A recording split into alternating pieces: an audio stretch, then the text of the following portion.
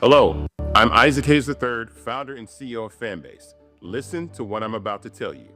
The window to invest in Fanbase is closing. We've raised over $10.6 million of our $17 million goal. That means there's room for less than 6,370 people to invest in Fanbase for the average amount. The minimum to invest in Fanbase right now is $399. That makes you an owner in Fanbase today. Go to startengine.com/fanbase to invest. Why? Because current social apps have taken advantage of users for far too long, with content suppression, shadow banning, harmful racist content, and no real tools for monetization and equity. Fanbase has over 1.4 million users and counting, allowing anyone to reach all their following and monetize their content from day one. Social media is the new TV, and whoever owns the apps that distribute that content have the opportunity to own potential billion-dollar companies. While big platforms with uncertain futures are failing to serve their users, Fanbase is stepping up to fill the gap. Don't wait until it's too late. Invest now, invest for yourself and your future. Go to startengine.com/fanbase and own the next generation of social media.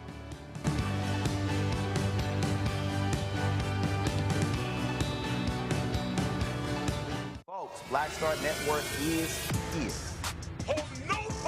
I'm real revolutionary right now. Support this man, Black Media. He makes sure that our stories are told. Thank you for being the voice of Black America, Roland. Stay black. I love y'all. All momentum we have now, we have to keep this going. The video looks phenomenal. See, there's a difference between Black Star Network and Black-owned media and something like CNN. You can't be Black-owned media and be scared. It's time to be smart. Bring your eyeballs home. You dig?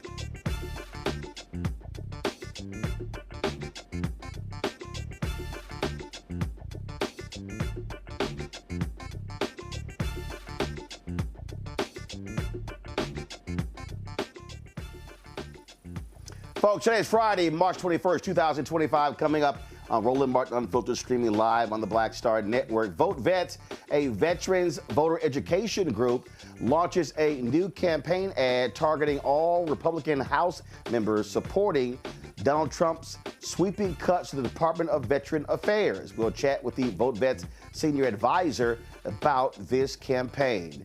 You want to be stuck on stupid? How about Donald Trump's Commerce Secretary? We were going to show you what this fool said about senior citizens who might miss their Social Security check.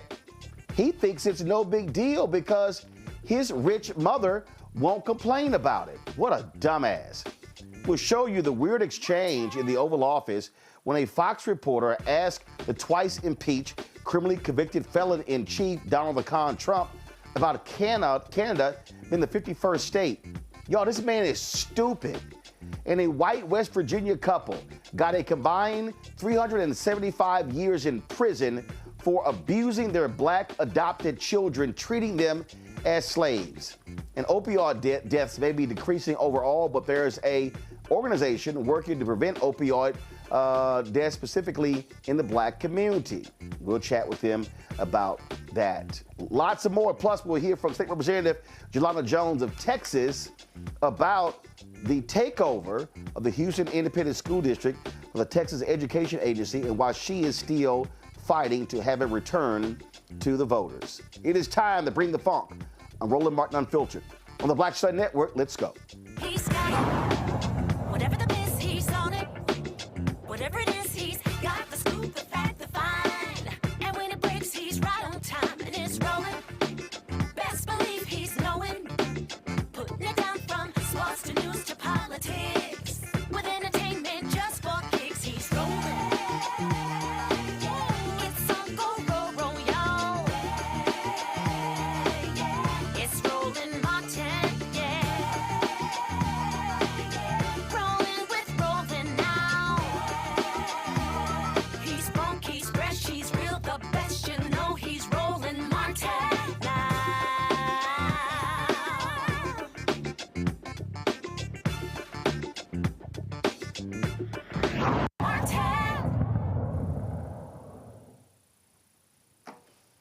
Folks, VoteVets launched a multi-platform ad campaign called Stop Elon's War on Veterans, targeting Republican House members. It is a six-figure buy that they are taking. Of course, you've seen massive numbers of veterans being laid off by Donald Trump and Elon Musk. Watch this ad. I was at Barnes & Noble's with my two children, 4 and 10, and my husband, and I received a text from my coworker, and he said, "Have you seen the email?" I served in the military for over 33 years, just accepted a new position in the VA, come into the office, fire up my computer, and I come back, and there's an email sitting there for me. I knew then. I knew what was coming. I have not had a single negative performance review in my 10 years. It feels like veterans are being personally attacked by Elon Musk. I did not put my life on the line for some tech bro billionaire from South Africa to come in here and try to destroy our country. We're going to bear a lot of this cost with rising costs, inflation. I'm literally donating plasma to buy eggs. And our congressperson does absolutely nothing. Stop Elon's war on veterans now. We're joined now by VoteVets Senior Advisor Max Rose. Max, Republicans spend a lot of time praising the military, talking about our veterans. Max, can you hear me? Max, can you hear me? I'm sorry, I'm not able to hear you, but it's great to see you. Can you hear me? Okay. Yes, Max, I can hear you. You can't hear me at all? No, but I can hear you. I'll talk. I can't hear you, but I'll talk a little bit, all right? And we can. Okay, go ahead. There. It's great to see you, my friend, and congrats on your show. Look, what has been going on recently, what we forget is that 50% of the federal workforce of veterans, 50% of those individuals are disabled veterans. And these are folks that have, in many instances, made extraordinary sacrifices, taken extraordinary risk, all in support of our great nation and our collective freedoms. And Donald Trump actually praised many of these individuals during his campaign, right? He openly said, "Hey, thank you for your service. Thank you for your service. You're so great." Then turned around and said, "You're fired." And that's just such a disgrace, and that's why people really detest politics, that type of fraudulent lying and dishonesty and dishonor. And so VoteVets is putting our foot down and saying this is wrong, and making sure that this message goes out in these critical swing states held by Republicans, where particularly those individuals should be showing some degree of courage and standing up to Donald Trump and to this horrendous effort. So we're just so grateful that you have taken the time to shine a light on this as well, and for your continued support of veterans in addition. All right, Max, can you hear me now? You still can't hear me. Yeah, you still can't hear me? I still can't hear you, but I'm awfully good at reading lips if you want to go in that direction. But I unfortunately all right, so I'm just, so I'm gonna ask one question. Okay. Are you telling other vets that they need to be fighting back every day in their cities? I wish I had heard what you said, but let me just close out by saying this. I had the opportunity to spend some time with these individuals on a visit to Capitol Hill, and they have families, they have financial responsibilities, and they've just been fired. And that's a really scary moment. And anyone that's been through that, anyone can imagine that, can relate how scary that is. And to a T, what each of these individuals said, though, is this is not about me. This is about our country. This is about my fellow vets. And I was blown away by that. And I should have been, because that's who veterans are, that level of selflessness, that courage, that commitment to country. That's why they served in the first place, put on our nation's uniform. And that's when they got home, they said, we want to continue to serve. So many of them had just were recently promoted. That's why they were on this probationary status in the first place, which made them, I guess, under the DOGE target. It's everything that's great about our country, and that's everything that we need in our government. But these folks, they're not looking for efficiencies.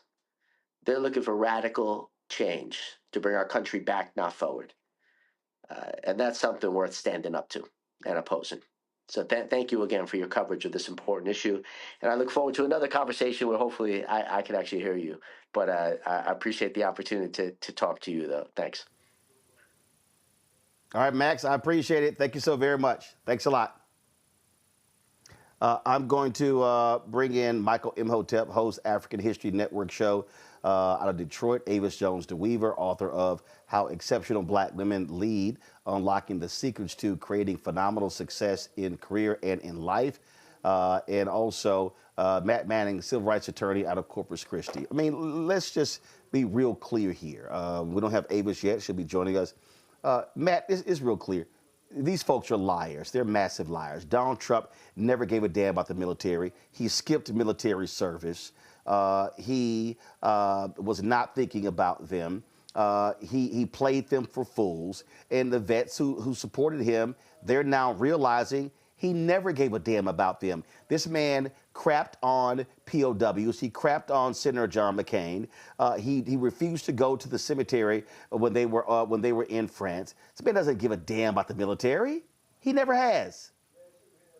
No, he's leveraged them to the end of the political support end, and I do not understand this strategically. This is one of those things where I can't really see what the GOP strategy is with doing exactly what you said, which is acting as though they cared about the military, acting as though they cared about the Gold Star families and veterans and all of these, people, and then pulling the rug out from under them. I don't understand that logic, especially because that's a contingent of people that's kind of just heralded in our society. So it makes no sense why you would do this to them.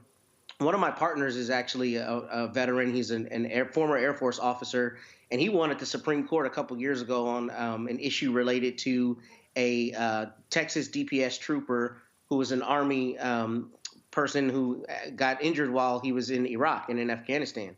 And when he came back, the state of Texas treated him just piss poor. And what I'm getting at is both on the state side and on the federal side, what you see is this rhetoric that's very supportive of the military, this rhetoric that's very supportive of the veterans to the point of being jingoistic, just patriotic to the point where if you're not in lockstep with us, you're an enemy of ours. But in reality, we're cutting money from veterans and cutting money from veterans programs. And I don't know what that's going to look like in the midterms, but that to me seems to be a failed strategy for the GOP, because this is one of those key contingencies in their base that is going to vote for Trump and has voted for Trump. And it seems like he's just cutting the rug out from under them to his own detriment. I don't understand that. Well, I don't understand why Democrats are not being far more aggressive with this, Michael, because the reality is this here. There were massive support for the Veterans Administration, for the Pentagon under President Biden, and it was there under Obama as well. When you talk about the burn pits bill that was signed that Republicans opposed, so they should be far more aggressive at blasting Donald Trump, Elon Musk, J.D. Vance, and the others for attacking veterans. This is an opening that can have an impact. You've got the 2 congressional special elections in Florida, 1 in New York. Exactly. You've got gubernatorial races later this year as well. This is what you do. This is how you, frankly, beat them over the head when it comes to their cuts. Absolutely. And this is one of the reasons why last week, I think last Friday it was, when we talked about Senator Chuck caved in Schumer, and why I said it was wrong for Chuck caved in Schumer to cave in, because what Chuck didn't say is about unleashing Republican voters who are showing up to these town hall meetings that a few Republicans continue to have, like Republican Chuck Edwards, and their voters are pissed off. You let those Republicans go deal with the Republicans that they voted into office. You don't have to try to figure out a pathway out of this. So the veterans are an example of this. You have veterans who are showing up to these Republican town hall meetings saying, we did not vote for this. We did not vote for you to take our rights away from us, to fire us. We did not vote for Elon Musk. You're correct, Donald Trump, just like many dictators, love their generals. He referred to them as my generals. I don't know of any other president in the modern era that referred to generals as my generals. He got 5 deferments, and he actually said his Vietnam was avoiding getting STDs in the 1970s. I don't know if he was successful in avoiding getting STDs. We'll see. Maybe we need to have somebody do an investigation on that. And remember, also, this at the same time, they're firing veterans. You have an attack on DEI in the Pentagon. You have Charles C.Q. Brown, who was fired, and Donald Trump at first liked him, but then he said, oh, he supports DEI, okay? So you see this all across the board. You see Pete Hegseth replace Lloyd Austin. Lloyd Austin, 4-star general. Pete Hegseth is not even qualified to tie Lloyd Austin's shoelaces. So all of this is an insult to veterans. So yeah, this is a big opening for Democrats, but at the same time, we're going to need some different type of Democrats, those who want to fight and know how to fight. And you see many of them stepping up. Representative Jasmine Crockett, Alexandria Ocasio-Cortez. You see Bernie Sanders, even though I have been critical about him in the past. You see Bernie Sanders and AOC on their Fight Oligarchy tour, et cetera. So this is a huge opening for Democrats.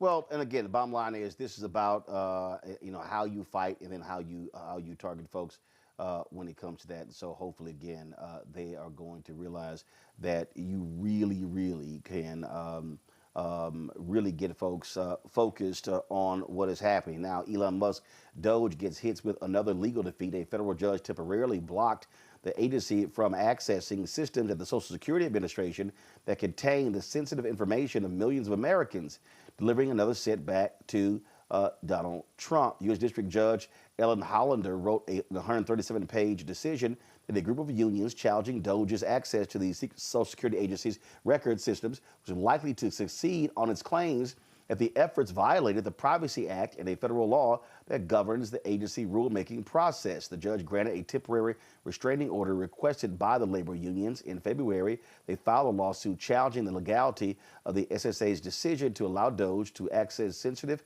personal, and confidential information about millions of Americans. Now, let's talk about this whole deal with Social Security. If y'all want to see some sheer stupidity, check this out. In a podcast, Donald Trump's Commerce Secretary, billionaire Howard Lutnick, who ran Cantor Fitzgerald on Wall Street, literally had this message for seniors if they don't get their Social Security checks on time. Listen to this. Let's say Social Security didn't send out their checks this month. My mother-in-law, who's 94, she wouldn't call and complain. She just wouldn't. She'd think something got messed up, and she'll get it next month. Yeah. A fraudster always makes the loudest noise, screaming, yelling, and complaining. Okay, I want y'all to hear that again because I need you to listen to what this billionaire just said. Listen. Let's say Social Security didn't send out their checks this month. My mother-in-law, who's 94, she wouldn't call and complain. She just wouldn't. She'd think something got messed up, and she'll get it next month. Yeah. A fraudster always makes the loudest noise, screaming, yelling, and complaining. You listen to him. Did y'all hear that? Yeah. So my 94-year-old mother-in-law, she's not gonna complain. You're a billionaire. This is the crass, shameful, despicable stuff that comes from these idiots. There are people who, when we say depend on that Social Security check, it cannot be a few days late. Oh, she's not going to call. She won't say anything. she's just going to yell at me. How callous, crass can you be? 73 million Americans depend on Social Security checks. There are people who literally live check to check. And these assholes say stuff like this. Michael, you first. Well, Howard Lutnick, billionaire, is a reflection of how Donald Trump thinks about many of these people who voted for them. They're screwing them over. So they don't care about these people. They use them as pawns to get into office so they can get as much money as they can, however it is, and they don't care who they hurt. But those 73 million people on Social Security, they need to organize, they need to protest, but also go to fec.gov, Federal Elections Commission, and look at the top 2 or 3 corporations that finance Trump's campaign and launch nationwide economic boycotts against them to hurt them economically. But these people do not care at all. Matt? I mean, I think y'all have said it. I think it's callous. And again, from a political strategy point, I really do not understand why on earth they would do anything to affect Social Security and have this kind of rhetoric regarding Social Security. Because in my view, this to me seems to be the greatest risk to their efficacy in the midterms and continuing forward. Because you start messing with people's Social Security checks. I haven't cross-referenced the data, but I surmise that the people who get Social Security are also in the contingent of people who vote most consistently, right? So maybe you're claiming your 94-year-old mother is not going to call and complain, but there's a pretty large swath of people who will be receiving Social Security checks, and if they're not getting that check, they're not going to forget that when they go to the ballot box next. And I don't understand why on earth you would tinker with that. And to address the legal part of this issue, it's interesting that we're discussing this because I listened to this podcast called We the People. It's all about constitutional, issues, and it's put on by the National Constitution Center. And they were discussing DOGE the other day, and even in the legal circles, there's a pretty clear, schism on whether what DOGE is doing is constitutional and legal and whether it's not. And there's some lawyers out there that are arguing pretty vehemently that the president is able to allow Elon Musk to do this. I tell you that to say I'm glad that we had this win from the federal judges, but if the federal judges don't hold the line, there's not going to be any check whatsoever on this. And it's crazy that DOGE is plugging into agencies getting, secure data that is really, to me, doesn't seem to be germane to the question of whether there's waste and fraud and all these things they're allegedly looking for. It looks like it's a land grab, as Michael said, because we know that data is, today's gold. That's what these companies use to make money. So I'm hoping that the federal judges continue to hold the line as this one did, but there are a lot of legal thinkers out there who are thinking that this is permissible, and that's a scary thought in and of itself. Absolutely crazy. All right, folks, got to go to break. We'll be right back. Roland Martin Unfiltered right here on the Black Star Network.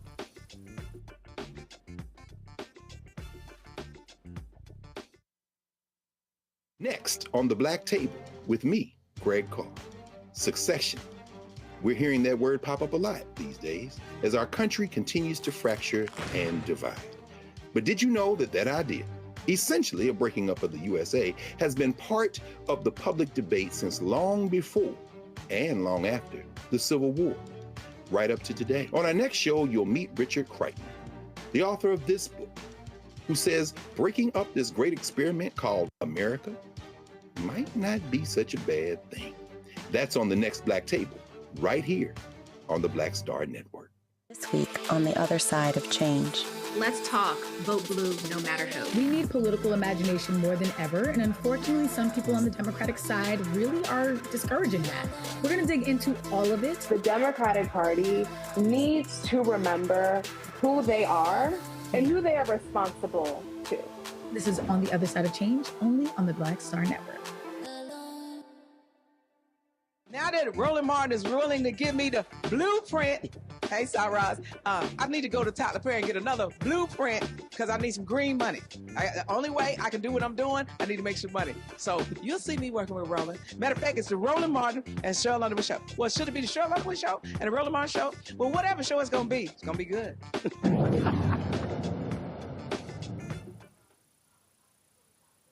All right, folks, welcome back to Roland Martin Unfiltered. Don't forget, if you're watching our YouTube channel, be sure to hit that like button because all of that impacts for folks, of course, the video being recommended. So hit the like button as you are sitting here watching the show.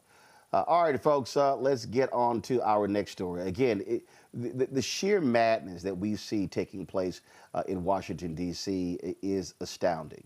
And every day it's something else. It's another thing. Now the Department of Justice, another top prosecutor with years of experience, has resigned amid major changes from these idiots. In an interview with NPR, Sean Murphy, who served in the group that prosecuted crimes stemming from the January 6th attack, said, quote, "It just was not a Department of Justice that I any longer wanted to be associated with." He's a veteran prosecutor, previously worked for the Bronx District Attorney in New York in New York. In 2018, during Trump's first term, he joined the U.S. Attorney's Office in Puerto Rico and worked on drug trafficking and illegal gun prosecutions.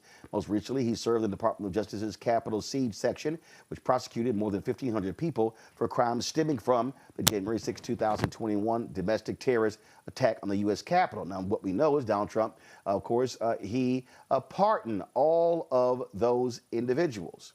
That's what you see. Now, if you really want to understand something that's really crazy, and that is this agreement that he struck with major law firm Paul Weiss. Now, here's what's crazy about this here.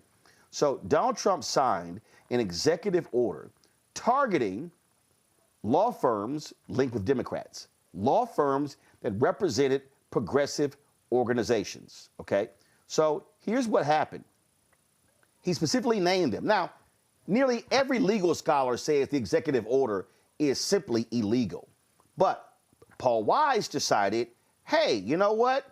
We can't chance it, so let's negotiate a deal. Now, the firm is called Paul Weiss, Rifkin, Wharton, and Garrison. All right? So its chairman, Brad Karp, actually went to the White House in the Oval Office, met with Trump. And they came to an agreement. In exchange for Donald Trump dropping this executive order, they would agree to $40 million in pro bono legal services for Trump-approved causes. Trump also attacked in the executive order a former law partner of Paul Weiss who had gone to work for the district attorney's office in New York. And he said, "Oh, that DA was that former partner was corrupt, was unfair." So then he claims that he got an apology from the chairman of this law firm. Well, guess what? Legal folks across the country are shocked of the capitulation of Paul Weiss. They're like, "What the hell are you guys doing?" But this goes to show you the corrupt nature of the thug in chief. He is on a retribution campaign. He is targeting enemies. He is using the power of the office to target private companies, law firms, and others. And guess what? Republicans are saying nothing. They are saying nothing. In a moment, I'm going to play for y'all a clip from a town hall from Iowa, of Chuck Grassley, who is the Senate Judiciary Committee chair, okay? And folks are like, are you going to call this unlawful stuff out? This is a lawless administration, and they don't care. We are operating in a dictatorship. That's what's going on here. Matt, I'm going to start with you. For this major law firm to fold the way they did, and when you see media companies folding and other people, basically they're all saying, we are scared to death of this man, Donald Trump, so we're just going to bend over and take it. You agreed to $40 million in pro bono services for stuff that Trump approves? What the hell? Yeah, it's ridiculous. And I didn't read anything that Paul Weiss put out. I actually read about this, what you're talking about with the $40 million pro bono in a Facebook group for lawyers all across the country. And overwhelmingly, the comments were people excoriating Paul Weiss. How dare you? If anybody's going to stand up, it's got to be us. This is what we do for a living. We fight for a living in courtrooms every day on behalf of people. And if anyone knows the mechanisms to stand up for yourself, it should be lawyers. So for a major law firm like this to capitulate in this way is abhorrent, and especially to try to sanitize it by saying, oh, the $40 million are going to be for, in pro bono is going to be for things like, I think, veteran services and some other stuff that, they were trying to kind of spin it and make it seem like it's not as bad as it is. But what it comes down to is they are giving in to this dictator. And what I don't understand is how law firms of this magnitude, of this, level of respect, don't say absolutely not. You can't punk us that way on the world stage. But when they capitulate, when Schumer capitulates, when all of these people capitulate, all it does is give more gravity to the idea that he can keep playing the game this way. Because look, with a bully, you normally got to punch a bully in the nose. Somebody's got to stand up to him. And if you don't stand up to him, he's going to keep doing what he wants to do. So I don't understand why Paul Weiss took this tack, but I was heartened to see that lawyers across the country thought that this was terrible. And they were calling him out. Like, you can't spin this to me like it's going to be a benefit from the pro bono money. If anybody should have stood up, it's you, because you have the kind of platform and the kind of gravitas to stand up and make a difference. I mean, here's also what's happening here, Michael. A lot of these firms refuse to also represent Donald Trump in many of his legal cases. And so he's now attacking them. There's a letter that some former Paul Weiss workers are working on.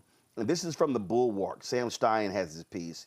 And the letter says, here I had some degree of faith that the firm I loved and thought I knew so well would stand by the ethos that recruited me there in the first place.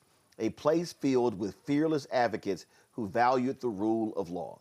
A place with a storied history where merit, judgment, and principle were prized above all else. A place that elevated women attorneys, black attorneys, Jewish attorneys, and pedigreed and unconnected attorneys decades before any political or capitalistic win would justify doing so. A place that led with professionalism and a deep faith that doing what is right will, in the long run, dovetail with what is financially, professionally, and reputationally successful. Here's what Donald Trump and the Republicans are trying to do. They are trying to attack any potential adversary. And so the capitulation of all the tech companies, all of them showing up. And what have they gotten in return? The dropping of cases against Amazon, the dropping of cases against Google, the dropping of cases against Elon Musk and other companies as well. So what Donald Trump is saying, I am going to severely handicap and shut down and limit any potential enemies. So therefore, I will have free reign to do whatever it is I desire. Yeah, well, this is what the criminal dictators do. And this is what we were warning people about before the election, and what the stakes were, what the consequences were. And we told people the second Trump administration was going to be much worse than the first one. All you have to do is just read one chapter of Project 2025. So here we see this attack on this law firm, and really a shakedown, getting them to provide $40 million in pro bono legal services. And it was spurred by an executive order, which probably is not even legal in the first place. Okay, so this is we're in deep trouble. We're in deep trouble. America has not really been in this situation. America has we haven't dealt with a dictator since 1775, with the beginning of the American Revolution, and the 13 colonies revolting against King George III. So hopefully you have some courageous attorneys who realize you cannot capitulate to a dictator. We just saw the story late this afternoon about Columbia University giving some concessions to Donald Trump, and to try to get back the $400 million that he withheld from them. Another dictator move. So this is like the fight of our lives right now. Yeah, and I just need people to understand that what they want to do is they want to act as thugs. They want to act like mafia dons. That's what you got going on here. This was a town hall in Iowa where people stood up to Republican Senator Chuck Grassley and demanded to know why in the hell was he not being more aggressive in calling out the lawlessness of these thugs. Congress is created and in violation of the Constitution. My question to you is, why do you believe that President Trump is above the law? And I'll just reinforce what other people have been saying here. Why have you not spoken out for it? Yeah.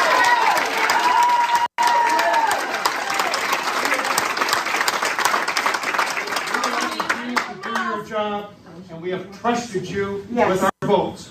We have sent you to Congress for decades. We expect you to follow through for what we Iowans really want our government to do, and not to have a federal government that is being dismantled by this President Trump and Elon Musk. Yeah, please stand up for what's right and do your jobs. Yeah.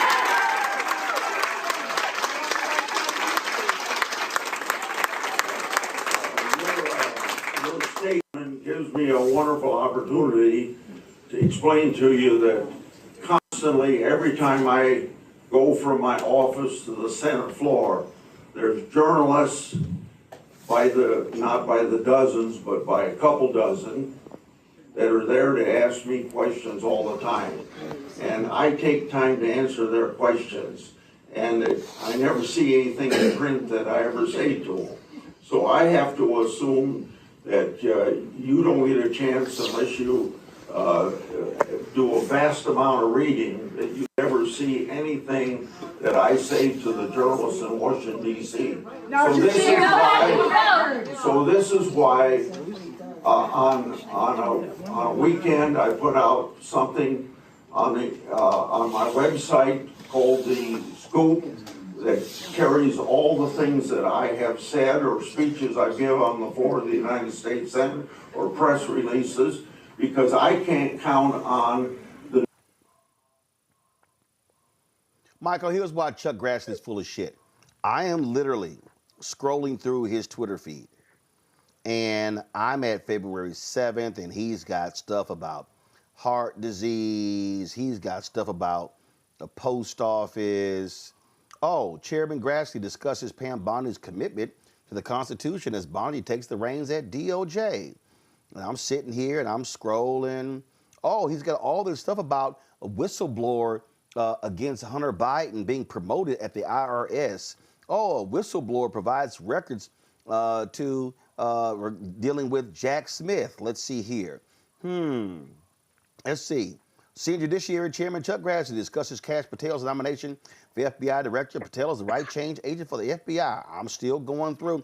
There is nothing. See, I need everybody who's watching and listening to understand what he did. Well, you know, when I come out, I mean, you know, all these reporters are out there, and I talk to these reporters, and so I say these things, and these reporters don't report.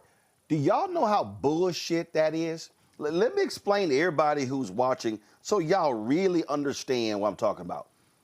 If Senator Chuck Grassley, who chairs the Senate Judiciary Committee, talked to a reporter and said to a reporter, and he criticized the lawless actions of Donald Trump and Elon Musk and MAGA and Stephen Miller and J.D. Vance, I can guarantee y'all there would be headlines, there would be video, there would be stories. He stood in front of those people and lied, Michael. Oh, no, it's the media's fault. I'm saying these things. I'm sorry all of you back home can't hear these things because guess what? The media, they're not reporting it. It's their fault. Okay, Chuck, explain to me then why I see nothing on your Senate feed, Twitter feed. I see nothing on your personal feed. You're a damn liar. Absolutely. Chuck Grassley is a liar and a coward. And if you remember the last time that he ran for re-election, he was on the campaign trail with Donald Trump as well. Chuck Grassley knows better. He's been in the Senate for decades. I think he's in his early 90s. He knows better, but he's a coward. And this is what someone as corrupt as Donald Trump does. He corrupts people around him. But at the same time, you cannot be in power and be a coward because you're going to back down from a tyrant. So those people there were absolutely correct to call Chuck Grassley out. I want to know, Chuck Grassley, where are your sit-down interviews with Fox News where you called out this corruption, you called out Donald Trump, and you called out Elon Musk? I'm sure you've done some sit-down interviews more than just reporters in passing asking you questions in the halls of the U.S. Senate. So, yeah, he absolutely lied. And the other thing, Roland, I think that very soon you're going to start seeing some of these Republican constituents initiating recall elections from members of the House of Representatives and members of the U.S. Senate who they have deemed have betrayed them. I think you're going to start seeing that. Well, remember, the recall elections can only take place if state law allows that. Right, so no, I don't know I don't know in what places you can actually have a recall election of a member of Congress. Now, there are certain states, California, you see recall elections of mayors, of DAs, of the governor, but I don't know about members of Congress. But Matt, this is the thing that cracks me. He's literally going, it's the media. It reminds me of Chris Rock and Bring the Pain. It's the media. It's the media. It's the media's fault. We all know that if Grassley called out some of these actions, it will be wall-to-wall coverage. This man is gaslighting these people and just staying there and lying. And I'm glad to see that you got Republicans. I saw another video. It was from a town hall in Wyoming because, the former Wyoming Senator Alan Simpson passed away on March 14th.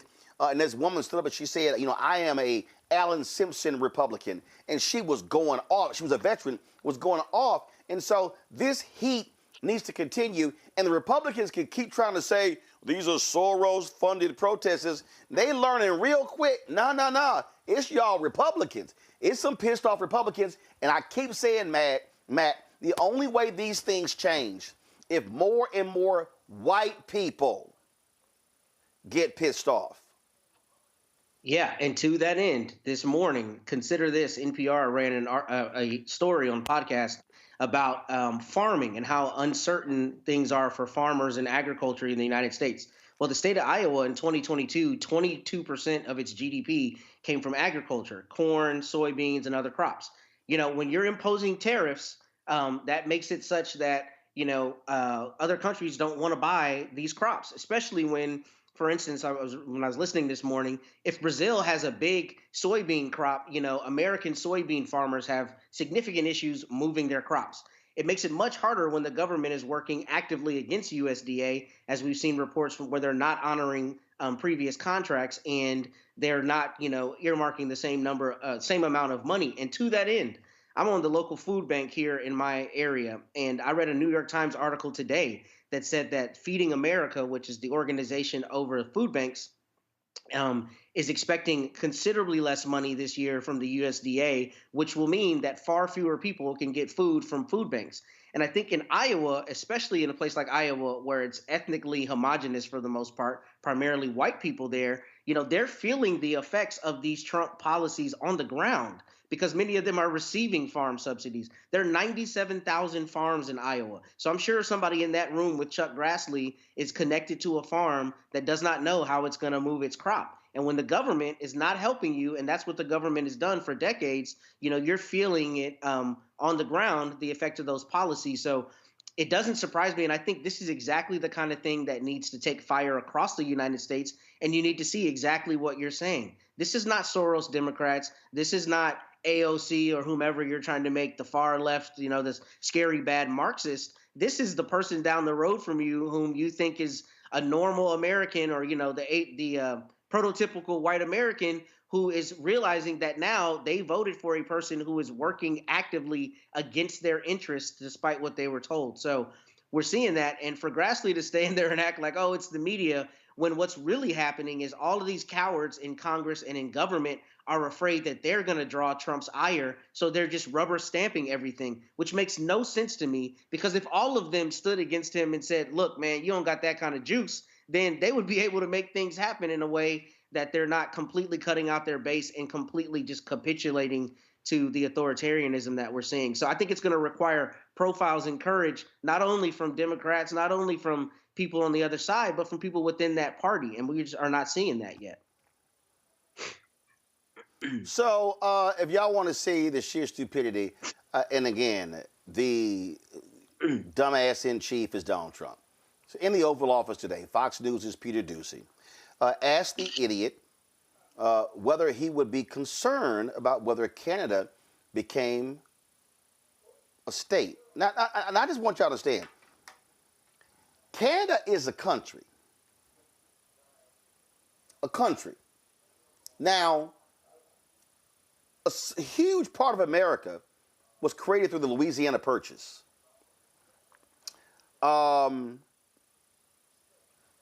Texas had a revolution over slavery as they became independent from Mexico and later joined the United States.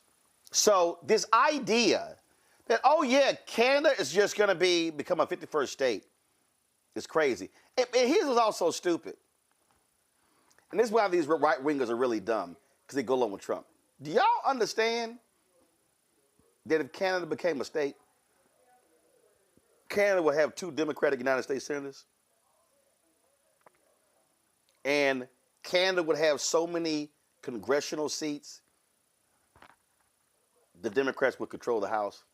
But don't mind the facts. So this is only for comedic purposes. In fact, control room, I need y'all to change the lower third. I need you to change that lower third, okay? I need that lower third to say, this is for comedic purpose only. This is for comedic purposes only. No, get rid of that. Get rid of that. I need that lower third to say, this is for comedic or entertainment purposes only. That's what I want. That's what I want the bottom to say. Cause see, I'm gonna take y'all back when I was at CNN. We were talking about Donald Trump, and I said this. I said anytime Trump comes to this network, we should have a crawl at the bottom and say this is for entertainment purposes only. And Ken Jouts, who was executive vice president, literally sent me an email telling me not to criticize Donald Trump when he was coming on the network. And I was like, are you serious? Yo, that was literally the executive vice president at CNN who sent me that email. And so this, let me know when y'all have it ready, because I want it. I'm not going to run this video unless it's at the bottom. But this dumbass just sits there and just says stuff. Yeah. And then y'all going to hear something in there. Well, I don't know. How was this perfect line drawn to create the border? I keep telling y'all, this man is stupid. I mean, you know, Robert Kennedy Jr. admitted to having a worm in his brain. I think this fool got a worm in his brain. Because I swear he says some of the dumbest stuff you've ever heard in your life.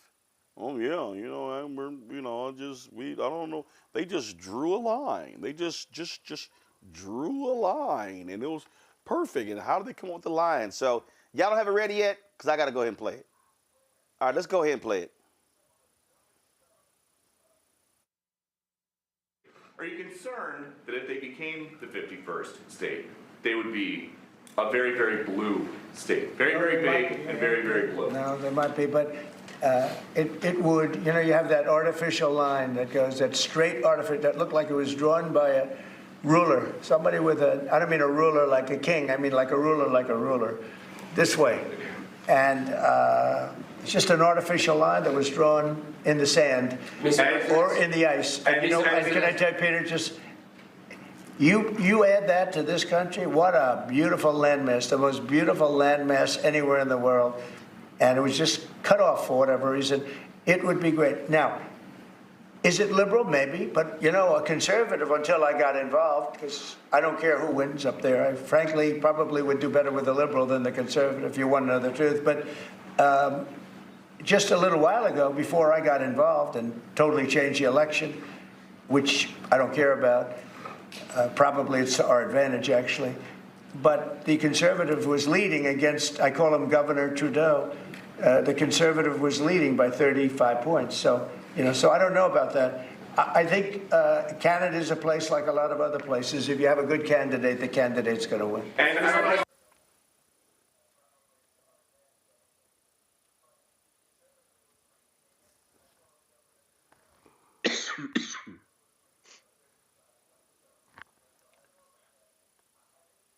Now, we already know this fool can't read. So he has no idea that the French used to control that area, now known as Canada. Then there was a war, and they handed it over to Great Britain. And then a law was passed creating the province of Canada. And that's what led to Canada becoming its own country. So he's talking about a line being drawn. Do y'all realize that that territory, now known as Canada, dates back to 1534?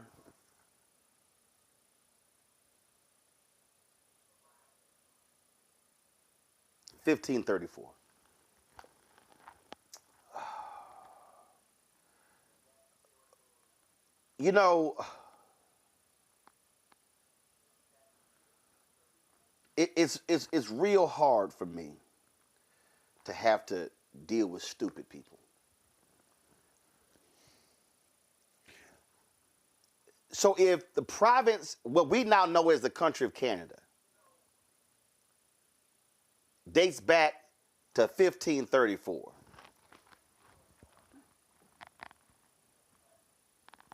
Madam Michael, do y'all know when the Pilgrims showed up? That'd have been 16. We talking about 1620 on the Mayflower. 80 years later. 80 years later.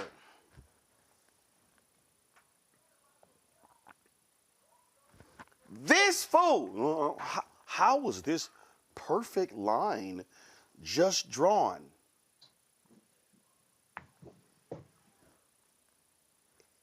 The area existed before the United States existed. Mm-hmm. This is precisely why, Michael, these idiots want to get rid of the Department of Education. This is why, this is why they want to ban books. This is why these dumbass right-wingers, I mean, I just saw a video of some dumbass white couple in Texas whose child died from the measles, and they were like, well, we still don't believe in vaccines, and it was God's will for our child to spend the few years they did on earth. These people, the Republican Party appeals to stupid people. And you shouldn't call voters stupid. Yes, I can call people stupid who exhibit stupid tendencies. And they love this idiot. They love this fool who can't read. They just love, it's just a perfect line that was just drawn. We have a dumbass sitting in the Oval Office making monumental decisions, and 71% of the voters in the last election were white, and these white folks just love this dumbass sitting there saying stuff like this.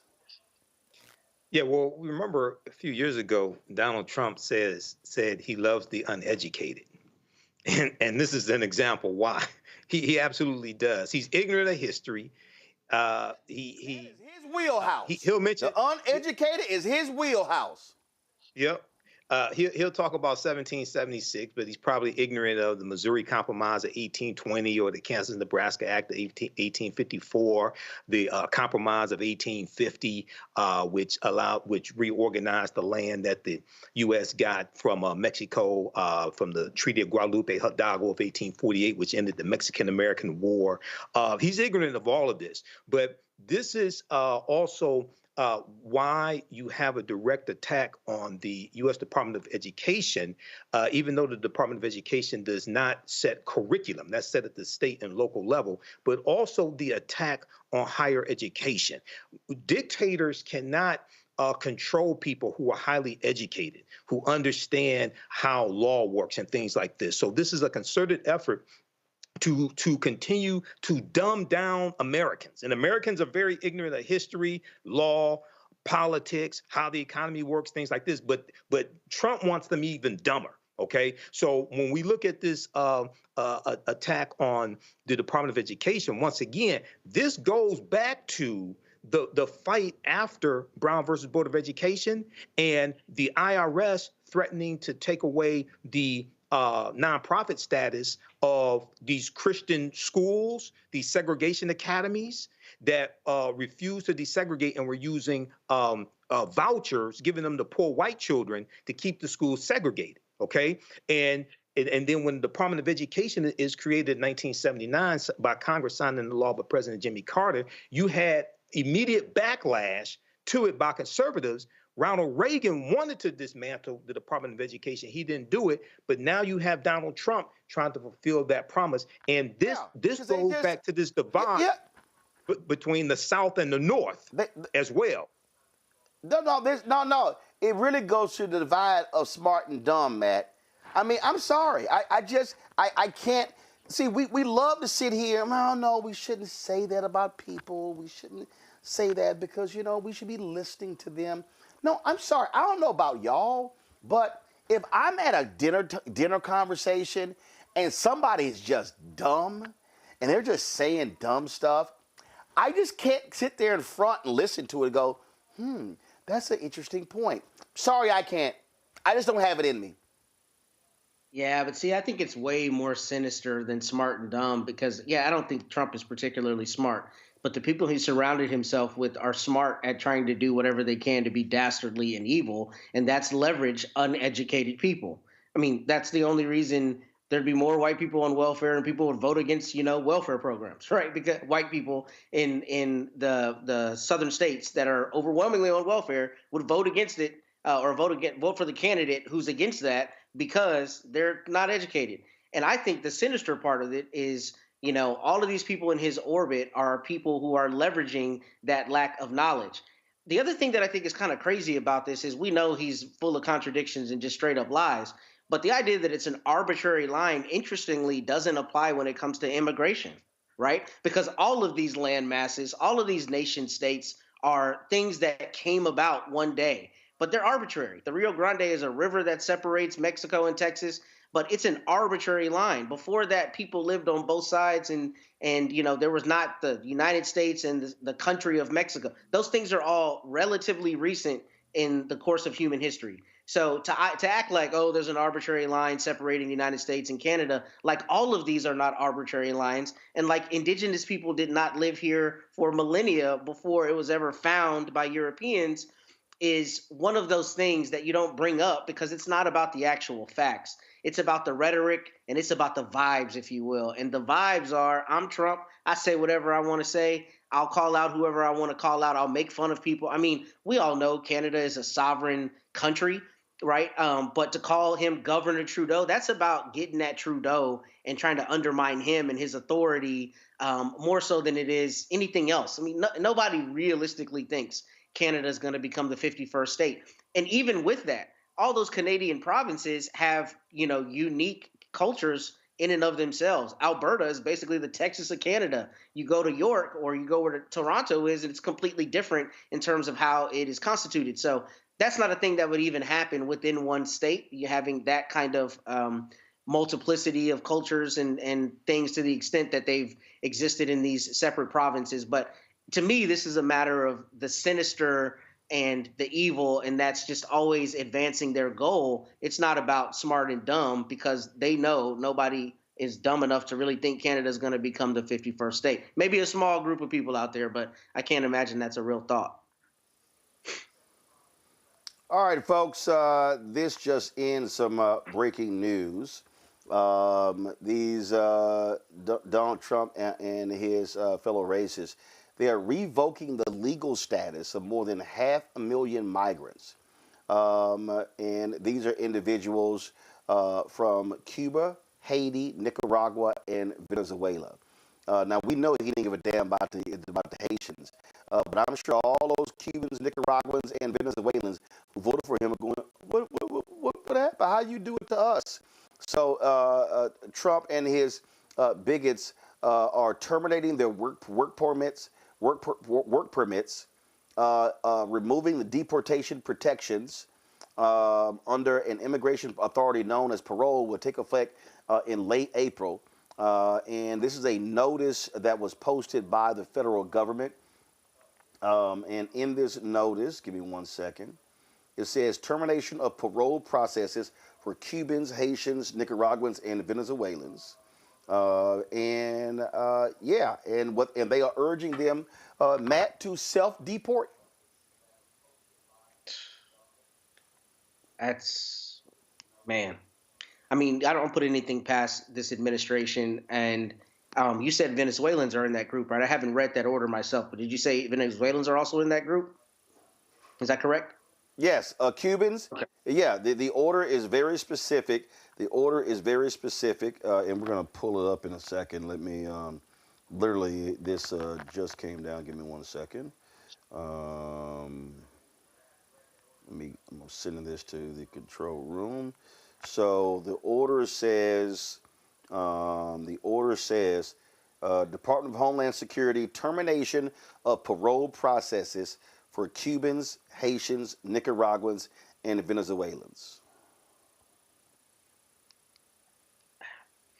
Well, it's interesting that that's happening at the same time he's trying to use the Alien Enemies Act to deport, a number of people from Venezuela in particular, by trying to claim that Tren de Agua is invading the United States. And, mentioning that same podcast I was talking about earlier, We the People, I was listening to it this morning, and they were talking about whether invasion has ever been construed in the way he is trying to construe it. And what's interesting about that is the legal scholars are trying to, conceptualize and consider something that I don't think is really being considered from the White House. I don't think they're looking at the legality of things. I think what they're doing is continuing to push the bounds and just throwing everything out that they want to, that's along with their ideology, and just saying, test us, take it to the courts and see what the courts do.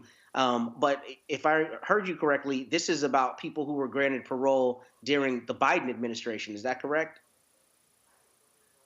Yep. Going back to 2022. Yep.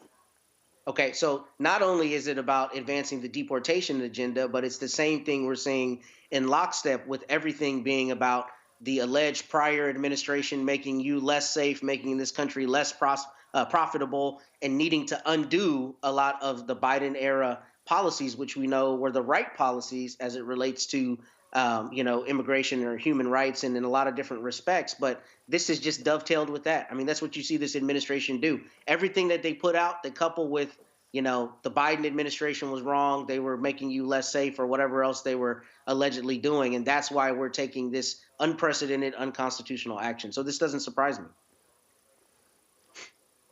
And look, they also lie, Michael. I mean, they deported folks to El Salvador prison and said they were gang members. There was like one guy who had a gang tat. It wasn't a gang tat. It was a soccer tat. The guy was persecuted under the Venezuelan president Maduro and deported them. Then they had to admit in court that most of these people were not criminals. They had no criminal record. They're liars. They literally lied. They went on television and lied. They went on radio, online and lied. They are liars.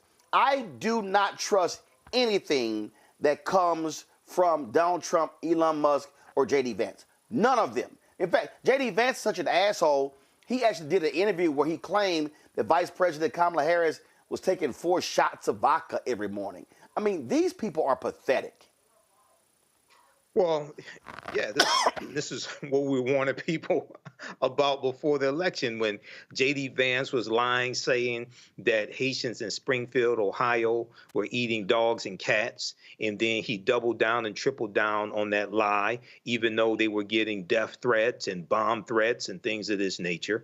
And Donald Trump spread that lie as well. And at the same time, if people remember correctly, Donald Trump ordered House Republicans to kill the strongest border bill in 30 years so that he could run on immigration and cracking down on the border, things like this. Okay, so these people are frauds. They're dangerous frauds. I'm looking at the piece here from The Guardian. Trump revokes legal status of 530,000 Cubans, Haitians, Nicaraguans, and Venezuelans. Now, going back to February 3rd, 2025, the Department of Homeland, I think it was Department of Homeland Security, announced that they were going to revoke the temporary protected status of 350,000 Venezuelans. The Venezuelans in Florida were furious because many of them voted for Donald Trump in the 2024 election.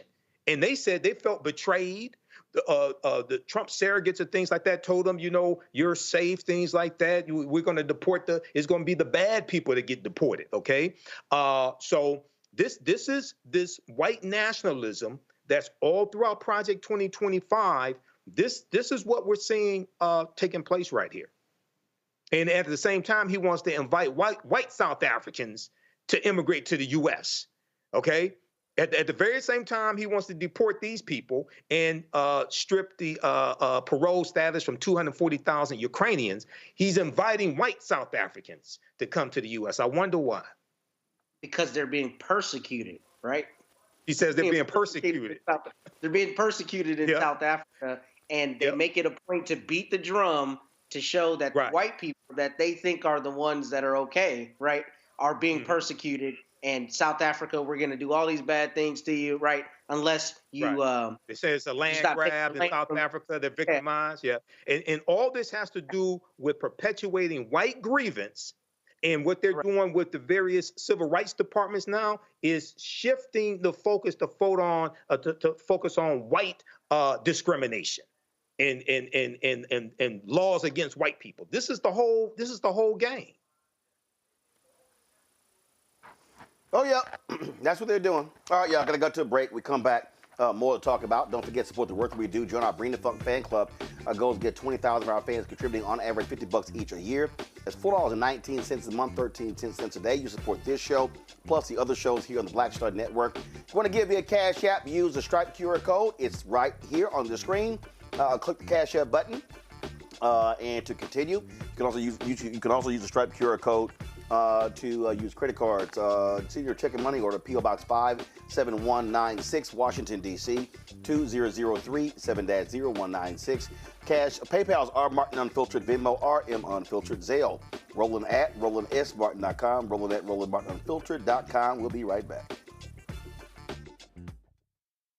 We begin tonight with the people who are really running the country right now. Now, Trump is often wrong and misleading about a lot of things, but especially about history. Donald Trump falling in line with President Elon Musk. In the wake of the unsettling news that MSNBC has canceled Joy Ann Reid's primetime show, The Readout, Roland Martin and the Black Star Network would like to extend an invitation to all of the fans of Joy Ann Reid's MSNBC show to join us every night to watch Roland Martin Unfiltered, streaming on the Black Star Network for news, discussion of the issues that matter to you, and the latest updates on the twice impeached, criminally convicted felon-in-chief Donald Trump and his unprecedented assault on democracy, as well as co-president Elon Musk's takeover of the federal government. The Black Star Network stands with Joy Ann Reid and all folks who understand the power of black voices in media. We must come together and never forget that information is power. Be sure to watch Roland Martin Unfiltered weeknights, 6 p.m. Eastern at youtube.com/Roland S. Martin or download the Black Star Network app. This is Tamala Mann. And this is David Mann. And you're watching Roland Martin Unfiltered. Get Jelana Jones 1 second. Wait. So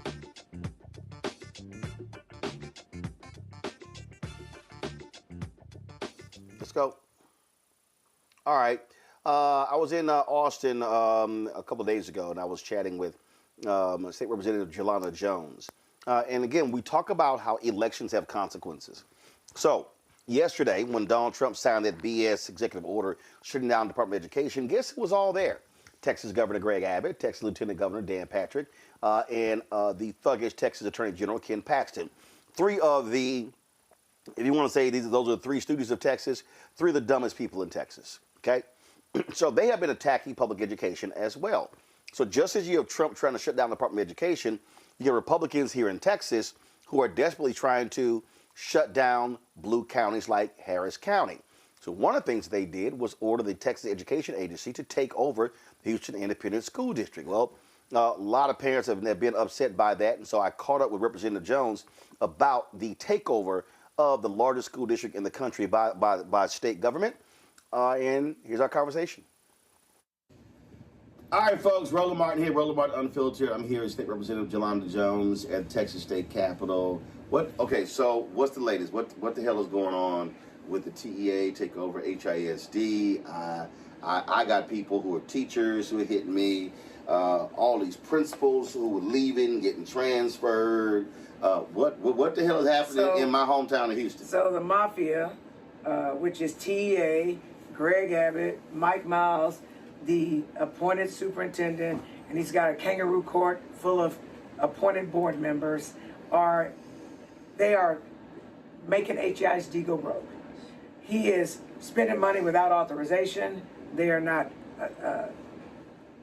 making him be accountable. I saw a story and I'm confused as hell. I'm like, so how he's spending money, didn't get approval, and then when y'all find out, y'all sit here and backdate it. Well, but that's the board. That ain't us. No. I'm talking about the board. I'm like, well, why in the hell y'all there? Because they're there because Abbott appointed them. But my point is, if you on a board, you're supposed to have some oversight. Hell, if you're not going to do any oversight, well, just stay home. But they're there to rubber stamp his thing. So that's where you got it twisted. You actually. Oh, no. I didn't get it twisted. I didn't get it twisted. But my point is, if you're on a board, you don't do stuff. You don't approve something after the fact. Exactly. And then it's like, oh, my bad. No. You know whether, look, I own my company, so I ain't got to ask nobody to spend money. But if I was not owning the company, I would have to get approval before I would spend some money. He spent almost $500,000 on a play where he was a star, serious business. A play?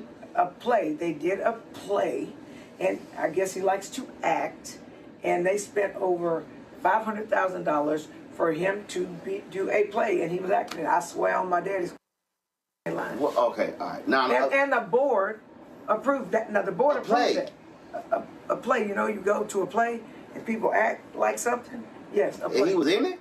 He was the star of it. Okay. So they're not. They're there to play games. Now they're there to act. They're not there to teach kids. And all the teachers, they've gotten rid of certified teachers, and they're not paying them. They brought in people. I got a friend who says her niece is working at HISD, used to work at McDonald's. They hired her as a teacher. She's not certified, so they got uncertified people teaching kids, and they're manipulating data. They're literally only testing the smart kids, so it appears that their test scores are high. They're doing all these things. They spent, I can't remember how much. I want to say $4 million on a failed bond so that they could replenish their piggy bank. Now, we fought against it. Well, yeah, but here's the deal. So here's the people you understand. Bond elections rarely ever fail. Oh, now that's true. Especially for school. You got to really screw up bad for the voters to say hell no to a school bond election. with schools that are falling apart. That was an absolute protest vote where the public said, no, we are not about to hand you several $billion. Yeah. That's what that was about. And again, I want people to understand across the country, bond votes for schools rarely fail. Right, but they always pass mostly because right. most people want to spend money. They're willing to pay back bonds in order to give children good facilities and great environments to learn. So that says a lot about how Houston voters feel about what's happening. And let me tell you something. They have employment fairs at HISD all the time. They cannot get people to want to come in. Even people that he's brought in that were on his side, they realize that the systems as he has in place aren't educating kids. They leave. So you could have had a girl who worked at some fast food restaurant teaching your kid if you were in HISD. But I hate to say this, Roland. If I had a school-age child, I would not send my child to HISD. But this is where we also have connected dots here that people need to understand.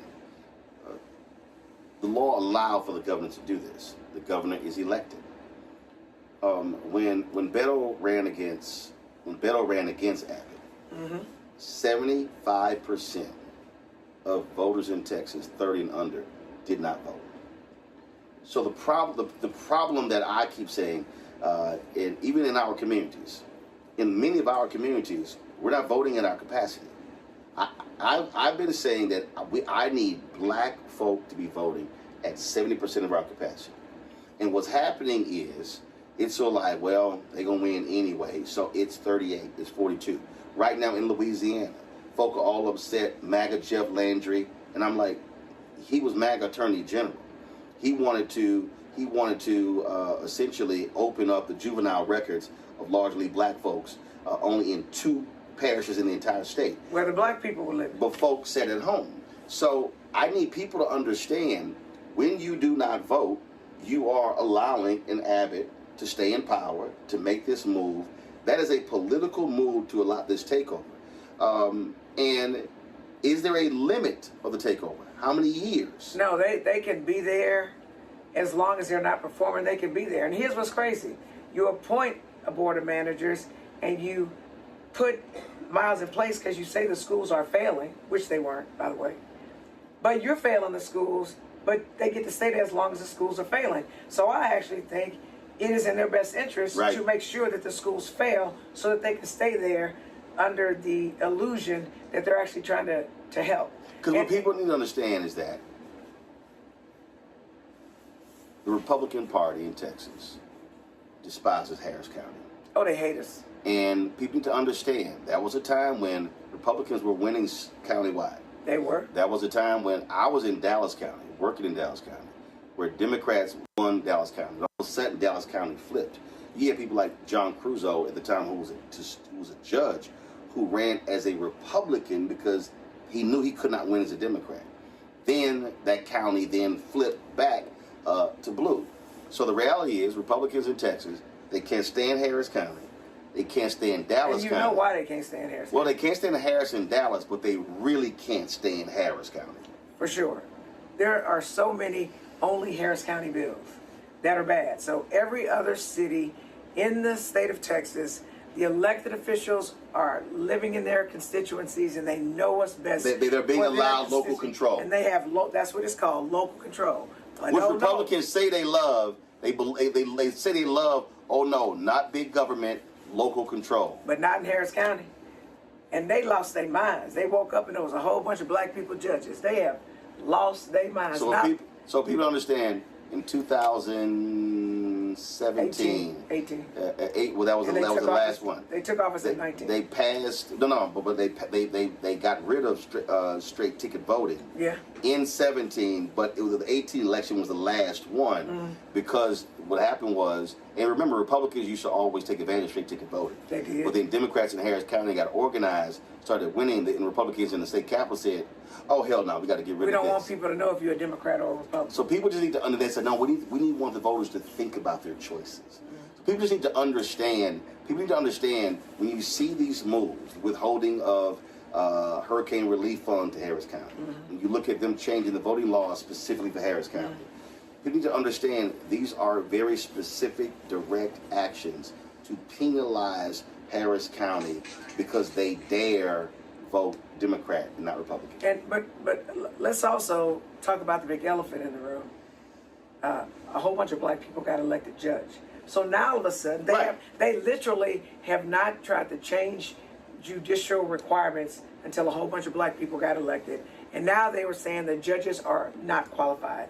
A dude came and testified yesterday before the Judiciary and Civil Jurisprudence Committee and talked about how the problem with the judges, for the most part in Harris County, is that they are basically not smart enough, which is what they say about black people. They're not qualified, and they're the only ones who will take these low-paying jobs. Therefore, we need to increase the salary of the judges so that we can get better quality of people who actually know the law. So for the most part, they saying black people, we dumb, we stupid, and we cheap, and we need to do better so that we can attract non-black, more qualified, smart white people. I need you to send me that name so we can pull that video, because I want to run that video on my show. Okay. But again, I just need people to understand who are watching and who are listening to this, that this is what we mean when we say elections matter, and there are results of elections, and if you win, winners get to control what's going on.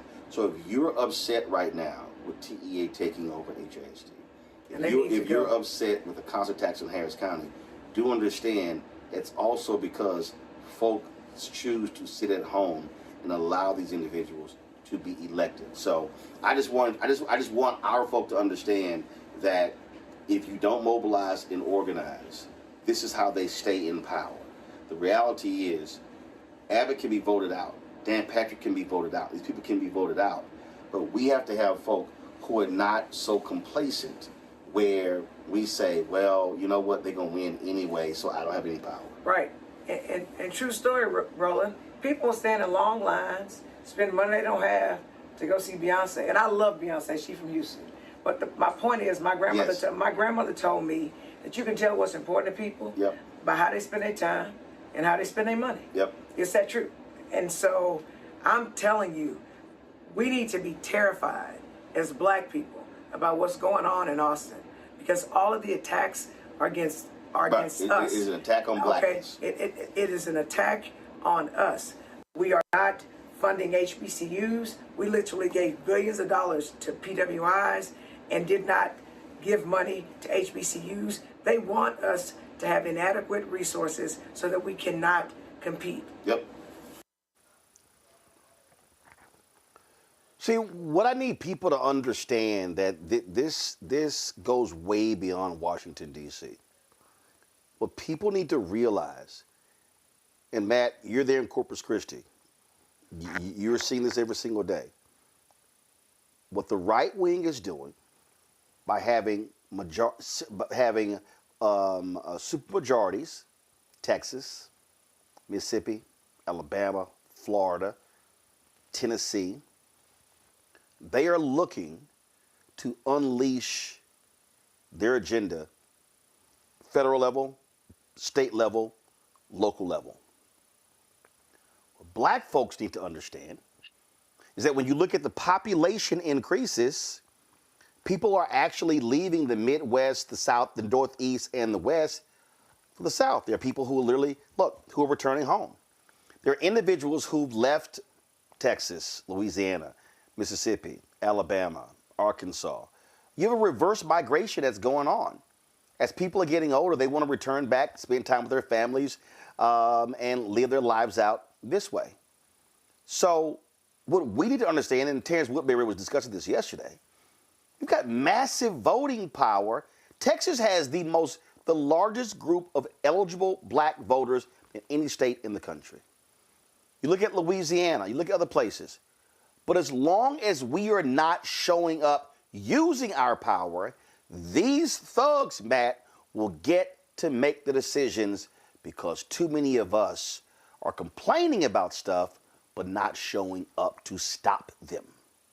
You're 100% right. And in addition to that, they know that the tide is turning. They know that Texas is going to be blue soon, which is part of the reason they're getting their tentacles into everything. I mean, I told you last time I was on the show that there's been a big fight here in Corpus Christi about the library board. There's literally a group of MAGA types who have infiltrated the library board. And if you read the local newspaper, a lot of the stuff that they're talking about is the books in the library. I mean, every aspect of government and every aspect of society they're targeting. And part of it is because they know here in Texas, to your point, that Texas is going to turn blue sooner than later. So they're trying to do everything they can to keep those little silos of power. Now, it's interesting that you and Jolanda were talking about Harris County, because you're exactly right. But my home county, Travis County, I would say would be second to Harris County in terms of their desire to not let them have local control. I mean, look at how they've attacked the DA there, how they've attacked the Austin City Council, how they've attacked the people in Austin, because Austin is a blue pocket in the state of Texas, right?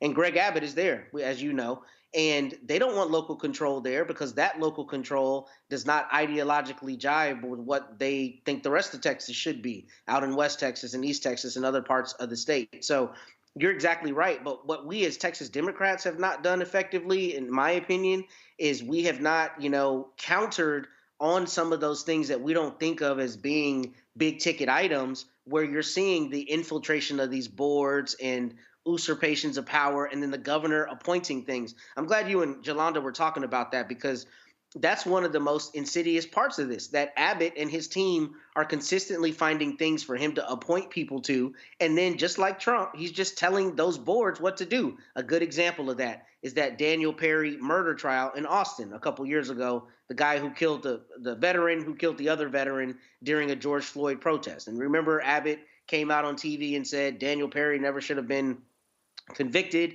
And then all of the people on the Texas Board of Pardons and Paroles, whom he appointed, went along and rubber stamped him pardoning a case where 12 people sat in a box, listened to all the evidence in super liberal Austin, and decided this guy was guilty of murder. That's a perfect example of exactly what the Republicans are doing here. But I think they're running scared, because I think they know the numbers will very soon be in our favor.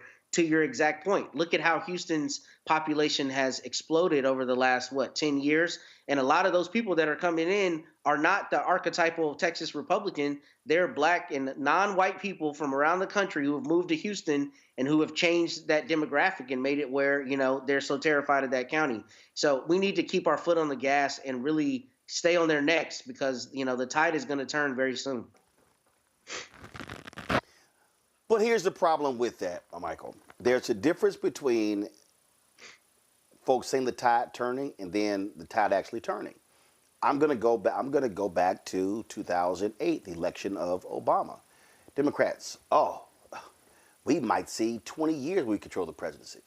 The coalition, not realizing that you have to continue to build that coalition. What I see too many people who give up. I also see people who are not mobilizing and organizing. I've said this numerous times. When Beto O'Rourke ran against Greg Abbott for governor, 75% of voters in Texas 30 and under did not vote. They just didn't even show up. So it's a massive state, 254 counties. Democrats only have 81 to 83 counties where they have a county party. So the bottom line is, you're just sort of saying, sure, dominate us in West Texas, dominate us. Look, they're losing serious ground to Republicans with Latinos in South Texas. So what I keep telling people is, I don't want to hear about demographics. This is what I mean. I don't want to hear about numbers, because numbers mean nothing to me unless folks are turning out. Look, Same thing there in Detroit. Mm-hmm. Same thing there in Michigan. You've got places in Michigan, significant black population. Are they turning out? And they're not turning out in the numbers to offset the white turnout. Right. Part of this conversation, Roland, we had last night. I was on the panel discussion for Alpha Phi Alpha Fraternity. They're having a 93rd Midwest Regional Conference here at the Renaissance Center here in Detroit. And I was on the panel discussion, and one of the things I was talking about is dealing with an attack on black political power. Okay, and we've had this conversation here before. You've had Gary Chambers on here before. He's from Louisiana.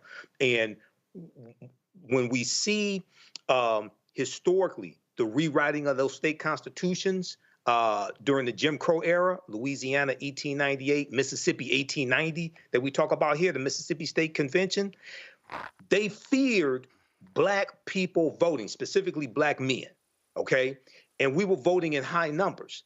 And some of those laws, the felony disenfranchisement laws, and it's really people to understand how what we're dealing with here in the present is related to the collapse of Reconstruction in the Jim Crow era. Because anytime there are periods of perceived gains that African Americans make, there's always the white backlash to that. And we should have seen this white backlash coming because they put it in a book. It's called Project 2025, 922 pages. They spell out everything. But when we look at the felony disenfranchisement law that they passed in 1890 in Mississippi, if you were convicted of a felony, you lost your right to vote for life. It was specifically targeting the black political power there in Mississippi. That felony disenfranchisement law still But here's the thing, though. They were not targeting, and this is the distinction I want people to understand. They were not targeting black voters. They were targeting black people who voted. Now, why is that distinction important? Because, again, numbers mean nothing if you don't show up. Huge black population in Louisiana, don't show up.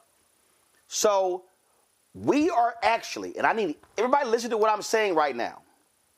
We are doing the job for them. We are making their job easy. They're like, Donald Trump literally stood behind numerous podiums and microphones and said, black people, thank you for not voting. Yeah, that 16 was the greatest insult to black America, I'll say, in the last 40 years for somebody to say, Negroes, I appreciate your decision to sit your ass at home. That's what he was saying. That should have pissed off more people. And that's the thing. They are happy when we are fixated on reality shows and other things and we're not showing up to the ballot box. Absolutely. And these are distractions, and they throw these distractions out here because they fear black political power. They fear us voting in masses. Okay, and to show you that fear, Shelby County versus Holder, U.S. Supreme Court case 2013, which gutted Section 5 of the Voting Rights Act. That came after the re-election of President Barack Obama, when we voted at historic numbers. That was the first presidential election. I think we voted at 66.7%, I think it was, for African Americans. That was the first presidential election where the percentage of African American registered voters was greater than the percentage of white registered voters who voted. That scared the hell out of a lot of white people, a lot of white conservatives. They came back and attacked us in the courts. So what has to happen is there has to be a direct connection between the conditions that we deal with and how policies that we vote for change those conditions for the better.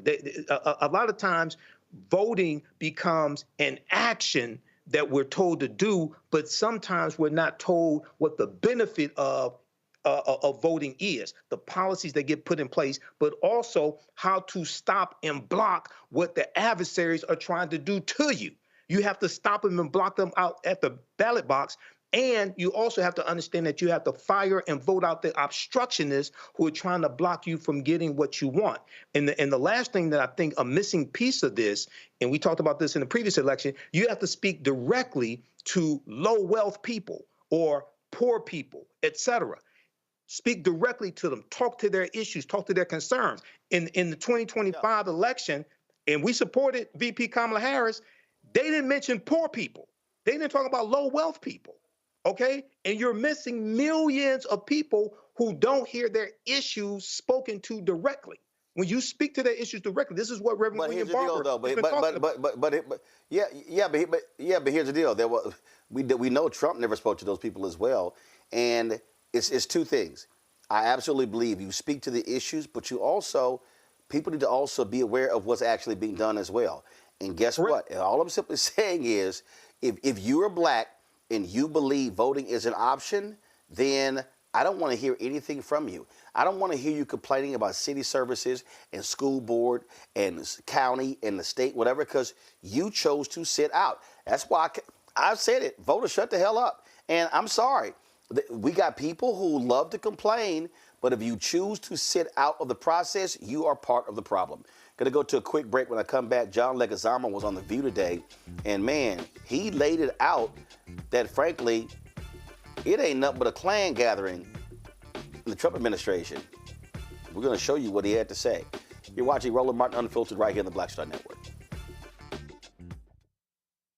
Hello, I'm Isaac Hayes III, founder and CEO of Fanbase. Listen to what I'm about to tell you.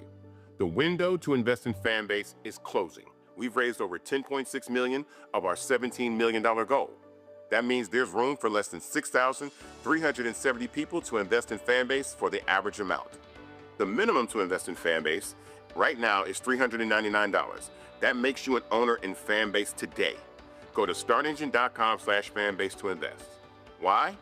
Because current social apps have taken advantage of users for far too long, with content suppression, shadow banning, harmful racist content, and no real tools for monetization and equity. Fanbase has over 1.4 million users and counting, allowing anyone to reach all their following and monetize their content from day one. Social media is the new TV, and whoever owns the apps that distribute that content have the opportunity to own potential billion-dollar companies. While big platforms with uncertain futures are failing to serve their users, Fanbase is stepping up to fill the gap. Don't wait until it's too late. Invest now, invest for yourself and your future. Go to startengine.com/fanbase and own the next generation of social media.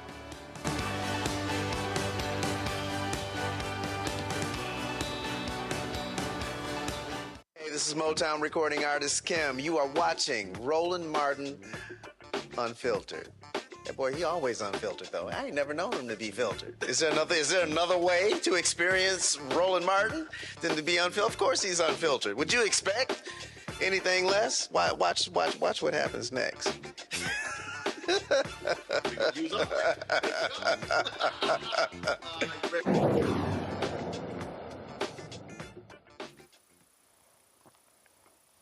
Well, actor John Leguizamo is never one to hold his tongue. Well, he went on The View today, had some choice words for the white supremacists who are running our federal government. Check this out.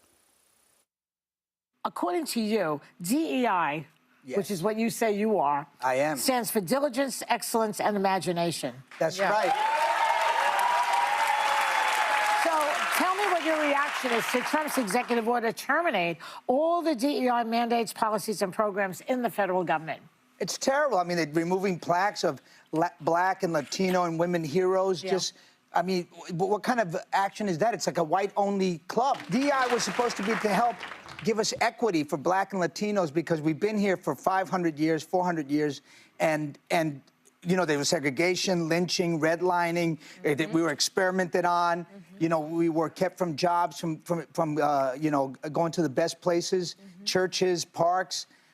This was to undo 500 years of being oppressed, to give us equity, give us a chance to get to the same level as everybody else. Yes, I mean, I think Americans do want inclusion. I think Americans do want diversity. They grew up with Latino, Black people, Asian, and they know that we have value. Their neighbors, they're in love with us, you know? We're lovely people, we're very sexy. White people have been dominant for such a long time. John, white people have been in control. They don't like it now that other people are sounds like oppression to people who have not experienced. Some white people. I don't think it's all white people. Of course not. Yeah, but some white people don't want that diversity. And that's why he has to demonize DEI. Yes, they have to make us feel like we're getting a leg up and we don't deserve it. But all the Black and Latin people that I know who are in positions of power have to be 5 times better than their white brothers and sisters. Let's talk about our people. Let's talk about the Latinos. You were very vocal, very active during the elections, speaking to the Latino community. 46% voted in this country, Latinos in this country, ended up voting for Trump, despite the fact that he demonized Latinos, demonized immigrants every single day.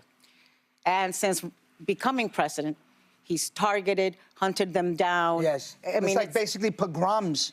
They're coming after all these people that they said that were criminals. They're not criminals. They're not and there's no criminals. due process. You No. can say anybody's a gang member. And you saw that Fox clip where they said this kid is a gang member, but then they had shaved his head and the hair was still on the floor to make them look like they're gang members. Because there's no due process. Then you can call anybody a criminal. And you know these people are all, you meet immigrants, they're hardworking, lovely, decent, wonderful people. Doing the jobs in this country that nobody else wants to do. We feed America, we serve America, we build America, we give America everything, and they get nothing back. They're not taking from our services. They're not getting anything from us. But that's why they haven't released the identities of those Venezuelans that they have sent to the worst hellhole in the Western Hemisphere. Right. Yes. Because they don't want us to know who they are, because this is a made-for-TV But they farce. spoke in Venezuelan television in Spanish and said Guantanamo. I love what he said there, Matt, when he said, look, they want this to be a white-only club. That is the deal. When you see the attacks, on diversity, equity, inclusion, when you see the attacks on Black history, when you see, oh, we made a mistake removing the dedications to Colin Powell and Medgar Evers and Jackie Robinson, it's okay, it was just a mistake. No, it was by design. It is by design. We keep saying this, the goal is erasure. The goal is to establish white supremacy. And that's what this whole focus is. And I need people to also understand, these black people who call themselves MAGA, these black conservatives, they're silent. They're saying nothing. They are approving of this.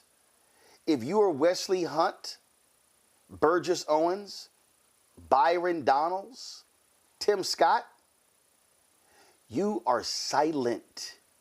You are complicit. You are literally participants in the erasure of your own people. That's if you consider black people to be your people.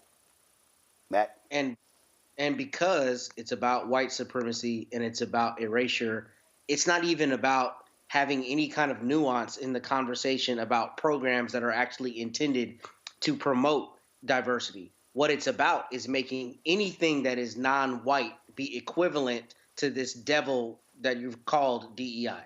So what I mean is, like Michael mentioned earlier about CQ Brown, I mean, from my understanding, this brother could not have been better credentialed, right? Better qualified for the job. But because he's black, it becomes he's unqualified. Everything's about merit. And you create this dichotomy where you say there's a group of people who inherently have merit, and then there's a group of people who have no merit. The group of people who have merit are white people. The group of people who do not have merit are non-white people. And that binary conversation is what we're hearing with DEI. It's just a euphemism for black or non-white, and I think more often it's black than any other non-white group. But that's what it is. And that's what's insidious about it, because it's crazy, right? Like we were talking about earlier with the veterans. This shows you how all of this is amorphous and none of it is real. It's all just rhetoric as a means to an end. But if it's about veterans, you support heroes, then you don't inadvertently tell the people in an Air Force training class or, not teach them about the Tuskegee Airmen. I mean, it just doesn't make sense, because objectively, those are heroes, right? Objectively, Jackie Robinson is a hero, as is Colin Powell. So to say, oh, we inadvertently removed it, no, that's one of those fake mea culpas when you want to see how far you can get. And ultimately what you want to get to here, they want to get to, is erasing the contributions of black and other non-white people. And that's what it comes down to. But DEI is this dog whistle that has been made tantamount to black. It's not even a question about whether there's an actual program where the actual intention is promoting, black or brown or non-white people at the expense of white people. It's any black person who's in any role is inherently not qualified for that role. And that's the distinction we're seeing, and that's the rhetoric that they're running with. And that's why everything can be pointed to as DEI when there's no conversation whatsoever about individuals' merit and whether they're actually, qualified for whatever position they have.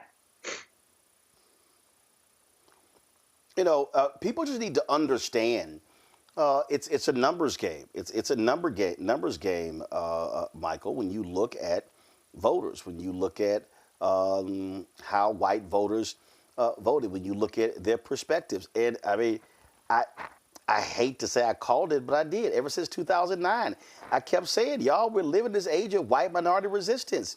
And whether these white folks want to be overt or covert, they are saying exactly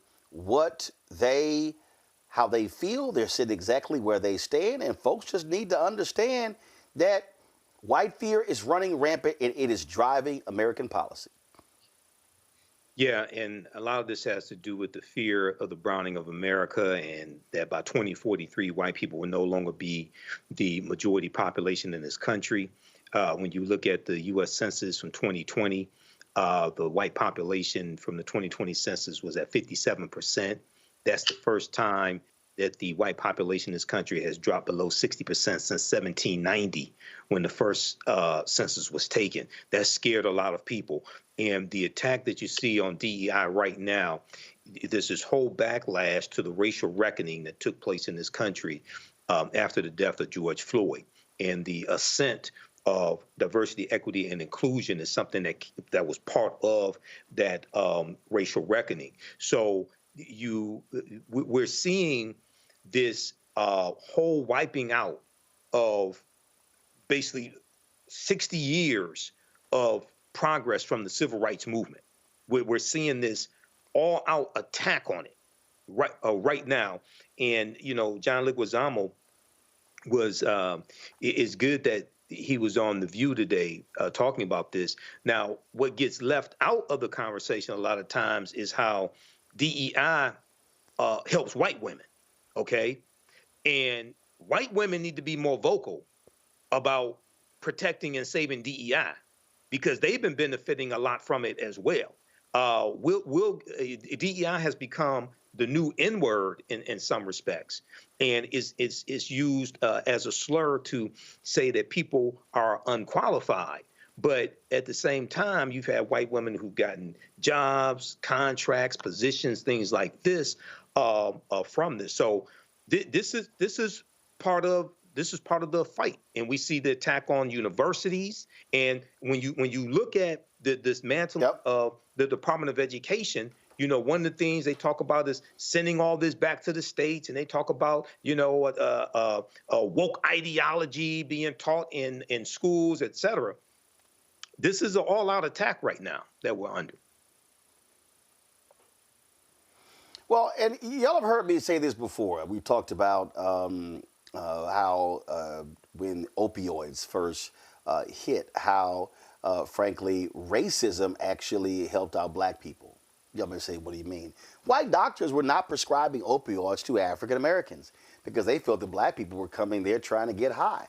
Well, that began to change, and we have now seen the impact of African Americans dying due to opioids. Now, U.S. Department of Health and Human Services says overall opioid deaths are starting to decline, but black families, again, are losing loved ones to overdoses at alarming rates. Advocates say resources and life-saving tools aren't reaching black communities. Sounds very similar to other health crises. Joining us right now is Tracy Gardner, Executive Director of the National Black Harm Reduction Network. Tracy, glad to have you here. And, you know, the point I was just making there is that, and I said for years that, man, that was one of the examples where racism actually helped black people. I mean, racist white doctors were turning black people away.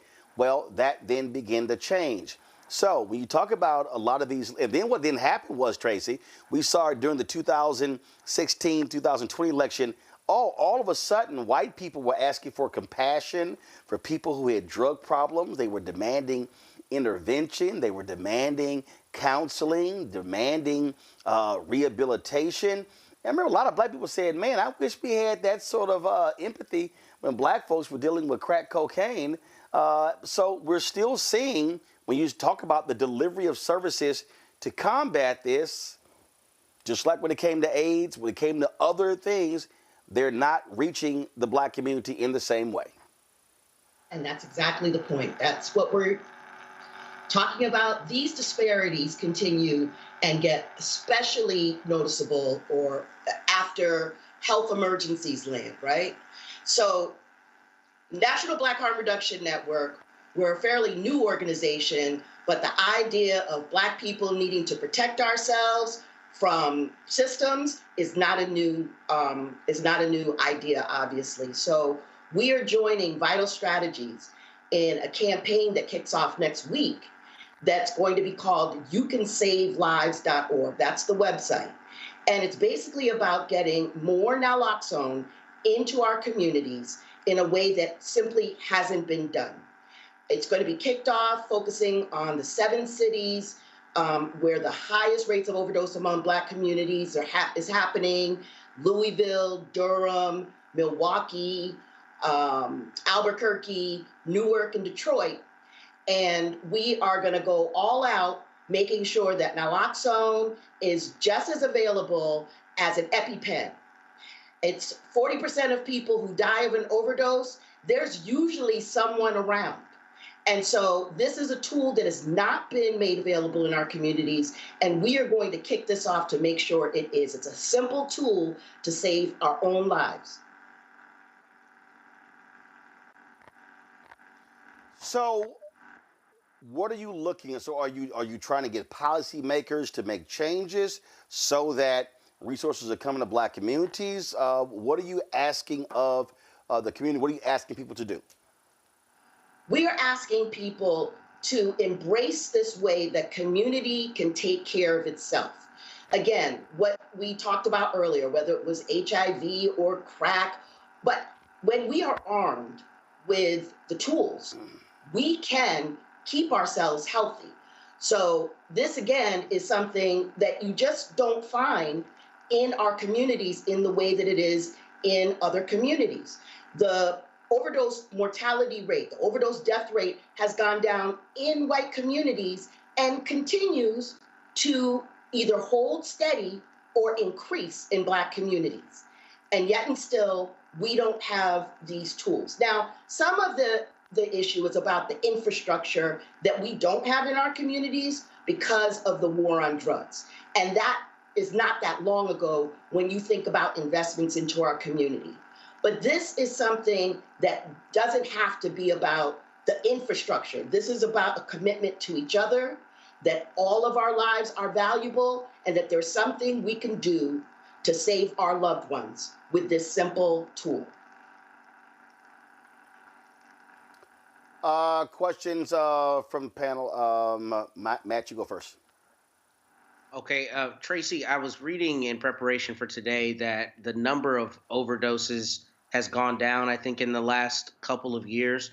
But what I didn't see represented in that article was what percentage of overdoses in the last, let's say, 5 years have been Black people and opioids, and how specifically this is affecting our community in those 7 cities that you mentioned. What do the numbers look like, number one, and what do they look like comparatively to the white numbers? And the reason I ask that is because one of the things that makes a lot of us bellyache, obviously, is that there was never any empathy or compassion for Black people during, the height of the war on drugs, right? But now we're seeing this characterized in a different way. And I'd love to get your insight on how the numbers bear out, and also what you're seeing from a policy perspective as it relates to the Black group of people who are affected in this way. Okay, so it is true that the deaths, the opioid overdose deaths, have declined up to 24%. But that obscures what is going on in just about any Black community in this country, from New York to Detroit.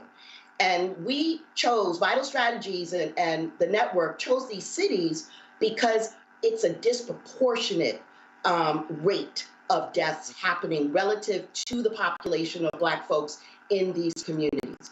And so we have always borne the brunt of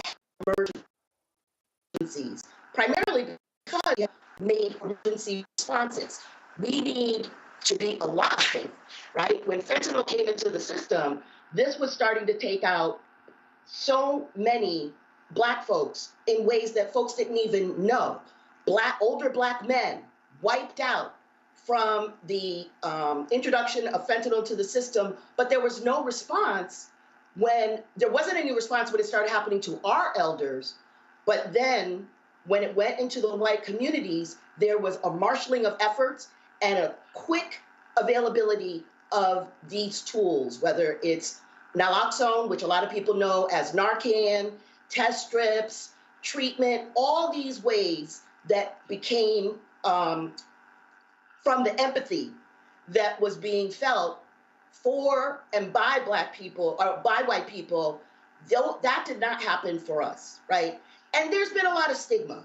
And the stigma in some parts is a little bit self-imposed, but it's also part of the whole campaign to make us be less than, to dehumanize, and to be absolutely unmindful of the challenges that we face. So in 22 out of the 25 states that we were looking at in a particular study from Georgetown, the rate of overdose death was higher for Black individuals than white through 2022 and 2023.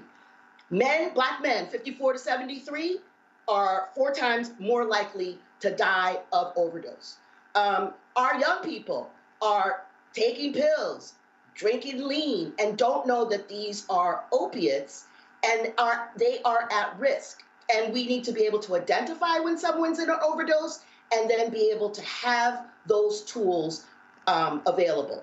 Next week, when we have our press conference, we're going to hear from a Black mom from Bowie, Maryland. Her name is Kimberly, and her son overdosed in the bedroom next to her home office. And she looked everywhere for the Narcan and couldn't find it. And it turned out tragically that it was in his pocket. We need to make sure that it's everywhere. It doesn't matter if you use drugs or not. It is about having a tool, just like an EpiPen, just like an AED, available to be able to stop a death. Michael.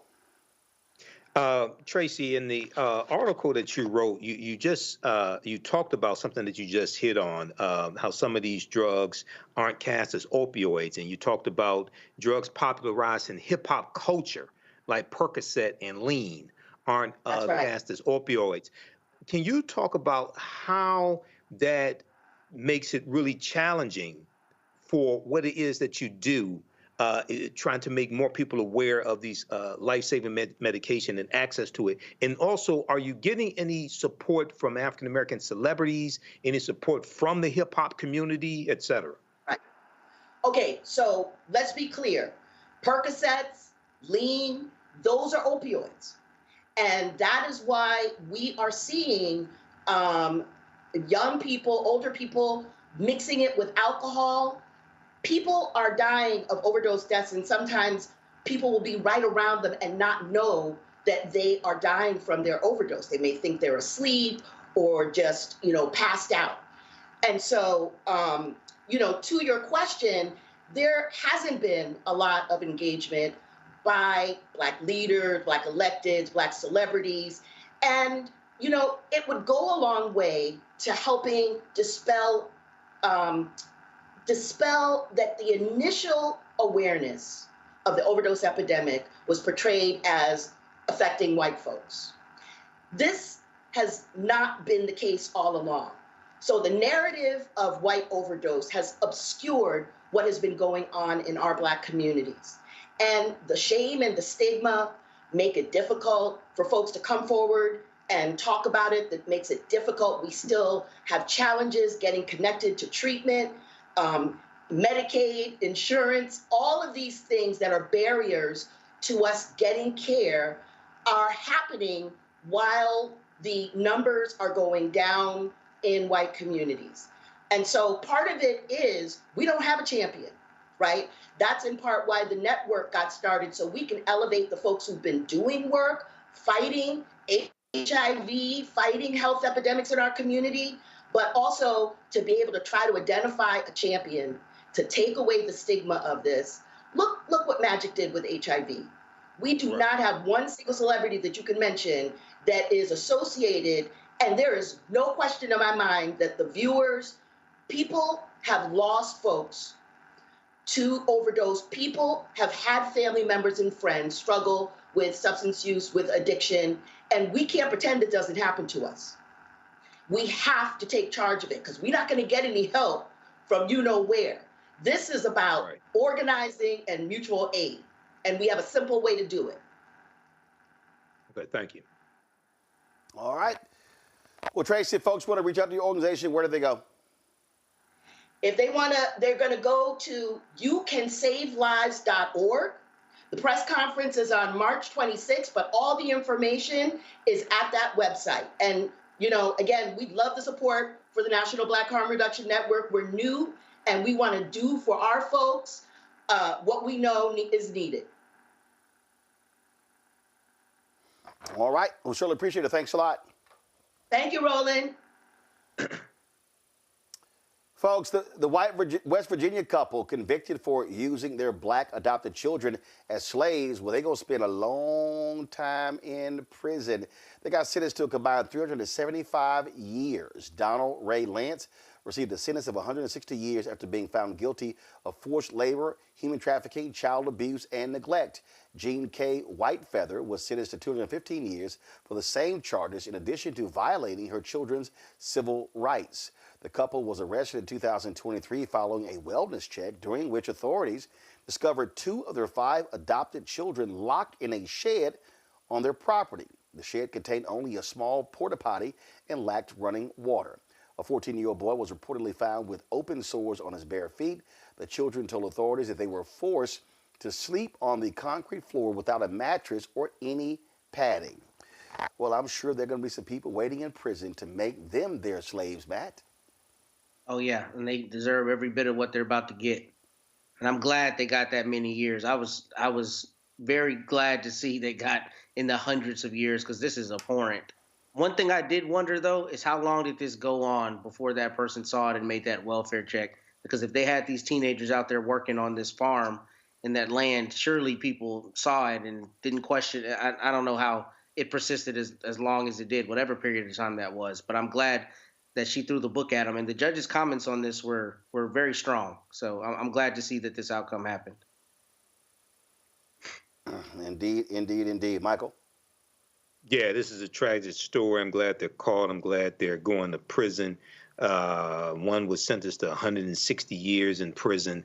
But, you know, this is horrible. But this also speaks to the crisis when it comes to black adoption and the need for more African Americans to adopt, African American children as well. So, yeah, this is a tragic story. Hopefully, these children get the help that they need, so to repair the psychological damage over time that they suffered. Absolutely, folks. Last weekend, first, remember on our March 4th. Broadcast, Tiffany Lofton told us about the Student Association having their legislative conference in D.C. And how they need to raise about $39,000 for some students at Florida A&M to attend. Well, folks, because of y'all largesse, we raised way more than that.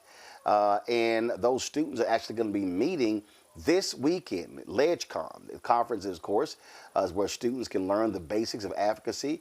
And I'm going to be speaking to them tomorrow. So, yeah, it's taking place this weekend. And so, the students for FAMU put this video thanking those of us for helping to raise the money to get them to D.C. From FAMU to you, thank you! Thank you, Roland Martin and supporters, for helping us Rattlers get all the way to D.C. to continue our advocacy efforts. We appreciate you. Enjoy the show! All right, so I look forward to seeing them tomorrow there at Florida A&M. Michael, Matt, thank you very much for joining us on today's show. We certainly appreciate it. Thanks a lot. Folks, don't forget, support the work that we do by joining our Bring the Funk fan club. You want to support our efforts, please do so if you want to use Cash App, use the Stripe QR code. The QR code is right there. If you're listening, go to blackstarnetwork.com to support the work that we do. You can see your check and money order to P.O. Box 57196, Washington, D.C., 20037-0196. PayPal is R Martin Unfiltered. Venmo is RM Unfiltered. Zelle Roland at RolandSMartin.com, Roland at RolandMartinUnfiltered.com. You can, of course, download the Black Shirt Network app, Apple phone, Android phone, Apple TV, Android TV, Roku, Amazon Fire TV, Xbox One, Samsung Smart TV. If you want to get Roland Martin Unfiltered and Black Star Network swag, like this shirt that I have on right here, you see the shirt, don't blame me. I voted for the black woman. Come on, come back to me. Come back to me. Come on, come back to me. They come back. See, this shirt right here. Don't blame me. I voted for the black woman. A lot of y'all buying the shirts. We certainly appreciate it. All proceeds go right back into the show, so y'all can please help us out. So go to RolandMartin.creator-spring.com, RolandMartin.creator-spring.com, or just go to BlackStarNetwork.com. You can get our shirt. Hashtag we tried to tell you, FAFO 2025, and lots of other shirts as well. Don't forget to get a copy of my book, White Fear, How the Browning of America is Making White Folks Lose Their Minds, available at bookstores nationwide. And of course, be sure to download the app Fanbase. So get in the Google Play Store or in the Apple Store. And of course, if you want to be a part of one of the owners, do an investment in Fanbase, they raised $10.7 million. The goal is to get to $17 million. Go to startengine.com/fanbase. Startengine.com/fanbase. Folks, that is it. I will be back. Actually, I got a colonoscopy on Monday. Don't forget, brothers, 50 and over.